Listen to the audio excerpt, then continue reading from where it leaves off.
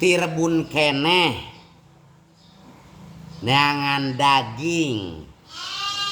neangan tarigu samara mangprang kana motor neangan samarajang nyeun cilok geus di kitu geus di kieu si dagingna geus dicacag godog lah pokona mah sapopoe bae jadi lamun dihitung ti jam 2 peuting teh engke tamat-tamat sakitar jam 8 peuting deui bae can ngagodogna engke terakhir can ngajual ti jam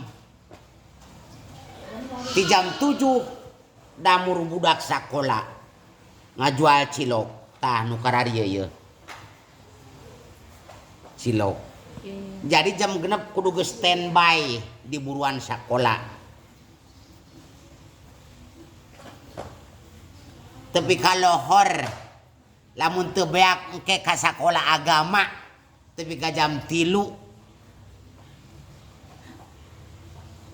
teu balik deui bae terus kanu main bola ka lapang lamun teu beak teh ka lapang ka ditu ka lapang Taruna Cijulang atau ka Kadaung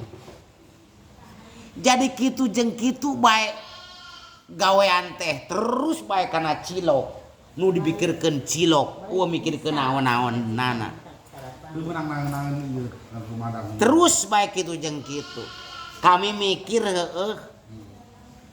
lamun kami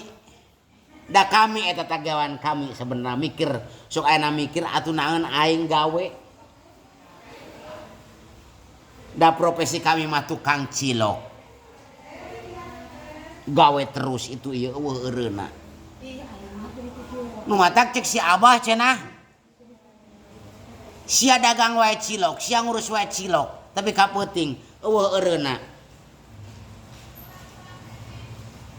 mang eueuh waktu keur ngagadabah acan pamajikan biang lah